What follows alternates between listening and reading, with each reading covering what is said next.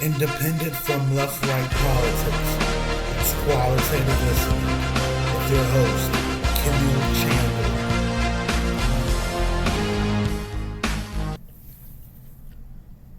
Hello, America. I'm Kimil Chandler, and this is Qualitative Listening. We're going to give you a status update about the end of quantitative tightening, but first, let's go over the bond market. The 3-month is at 4.33%.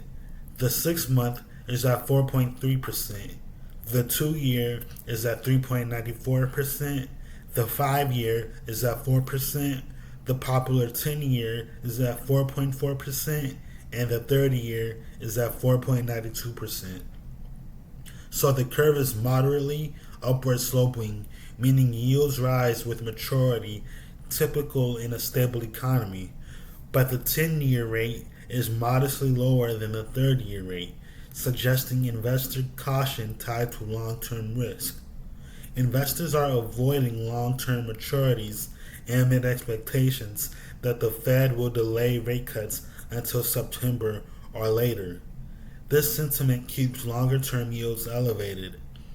Since June 2022, the Fed reduced its holding by over $2 trillion, originally capping runoff at $95 billion. It slowed to $25 billion in early 2024 and to just $5 billion starting April 2025. So, are they ending quantitative tightening? Many analysts expect QT to finish in mid to late 2025. Northern Trust describes it as nearly terminated. JP Morgan's survey, complete by June 2025, with Fed holdings falling from 6.8 trillion to 6.4 trillion. Wells Fargo expects QT to continue through end of 2025, plateauing in mid-2026. Fed officials like Jerome Powell have signaled the balance sheet runoff could conclude by mid-2025, with future steps dependent on reserve levels and federal funding market function. So bro, you still think the Fed's balance sheet matters? That's adorable.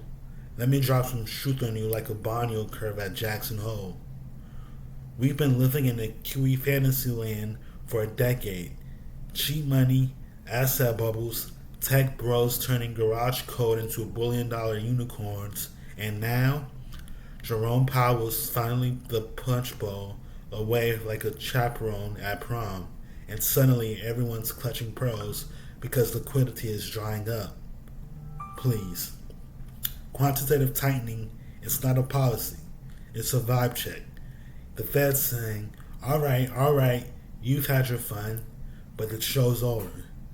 They're letting treasuries and MBS roll off the books like expired gym memberships, and the market is acting like this is some black swan event. No, bro, this was the plan. The balance sheet was never meant to be a permanent $9 trillion flex, but now that it's shrinking, suddenly Wall Street's crying liquidity crisis. Like they didn't spend 10 years printing money on margin in meme stocks. Oh, you want rate cuts and endless liquidity? Sorry, bud, but the money printers got a day job now. And don't even get me started on the people who just now figured out what reverse repos are. Welcome to the adult table, Chad. Hope you brought some reserves. Here's the deal. QT is Powell's way of saying, grow up. If you can't navigate a market without the Fed holding your hand, maybe finance isn't your sport. Go sell NFTs. But let me set the record straight.